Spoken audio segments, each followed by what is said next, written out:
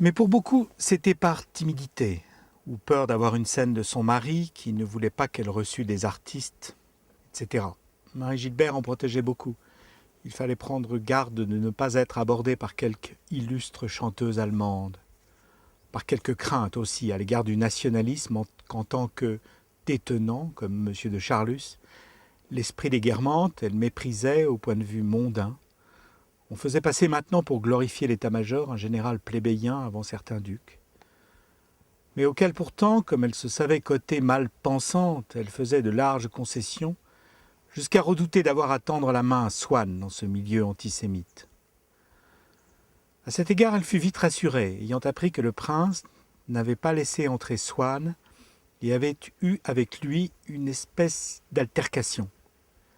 Elle ne risquait pas d'avoir à faire publiquement la conversation avec pauvre Charles, qu'elle préférait chérir dans le privé. « Et qu'est-ce encore que celle-là » s'écrie madame de Guermantes, en voyant une petite dame, l'air un peu étrange, dans une robe noire tellement simple qu'on aurait dit une malheureuse, lui faire, ainsi que son mari, un grand salut. Elle ne la reconnut pas, ayant de ses insolences, se redressa comme offensée et regarda sans répondre. « Qu'est-ce que c'est que cette personne, Bazin » demanda-t-elle d'un air étonné, pendant que M. de Guermantes, pour réparer l'impolitesse d'Oriane, saluait la dame et serrait la main du mari. « Mais c'est madame de Chaussepierre, vous avez été très impoli. »« Je ne sais pas ce que c'est que Chaussepierre. Le neveu de la vieille mère Chanlivaud, je ne connais rien de tout ça. Enfin, qui est la femme et pourquoi me salue-t-elle ?»« Et vous ne connaissez que ça? C'est la fille de madame de Charleval, Henriette Montmorency. »« Ah, mais j'ai très bien connu sa mère, elle était charmante, tellement spirituelle. Mais pourquoi a-t-elle épousé tous ces gens que je ne connais pas?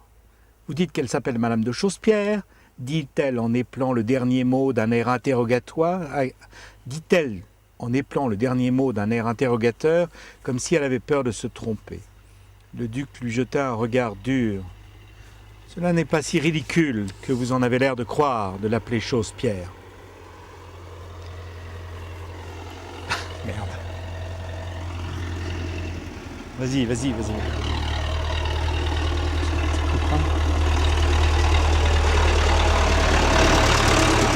Voilà. Le vieux Chaussepierre était le frère de la Charleval déjà nommée, de madame de Sennecourt et de la vicomtesse de Merlereau. Ce sont des gens bien. Ah, s'écria la duchesse qui, comme une dompteuse, ne voulait jamais avoir l'air de se laisser intimider par les regards dévorants du fauve. Bazin, vous faites ma joie. Je ne sais pas où vous avez été dénicher ces noms, mais je vous fais tous mes compliments. Si j'ignorais Chaussepierre, j'ai lu Balzac, vous n'êtes pas le seul, et j'ai même lu Labiche. J'apprécie Chanlivaud, je ne hais pas Charleval, mais j'avoue que du Merlereau est le chef-d'œuvre. Du reste, avouons que Chaussepierre n'est pas mal non plus. Vous avez collectionné tout ça, ce n'est pas possible. Vous qui voulez faire un livre, me dit-elle, vous devriez retenir Charleval et du Merlereau. Vous ne trouverez pas mieux. Il se fera faire tout simplement procès.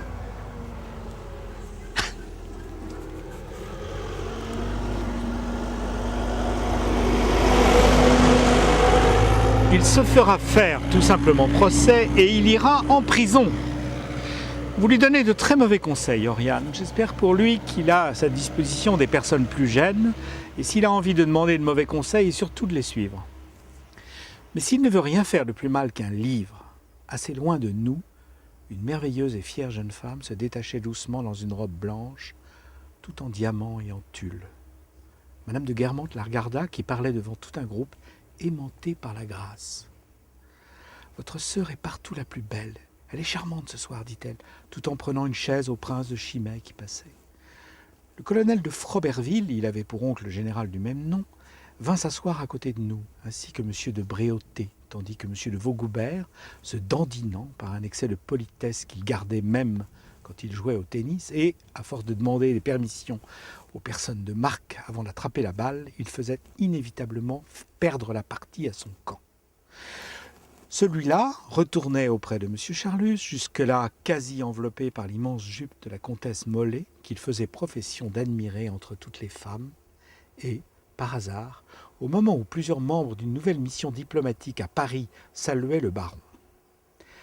À la vue d'un jeune secrétaire à l'air particulièrement intelligent, M. de Vaugoubert fixa sur M. de Charlus un sourire où s'épanouissait visiblement une seule question. Monsieur de Charlus eût peut-être volontiers compromis quelqu'un, mais se sentir, lui, compromis par ce sourire partant d'un autre et qui ne pouvait avoir qu'une signification, l'exaspéra. Je n'en sais absolument rien. Je vous prie de garder vos curiosités pour vous-même. Elles me laissent plus que froid. Du reste, dans le cas particulier, vous faites un impair de tout premier ordre. Je crois ce jeune homme absolument le contraire.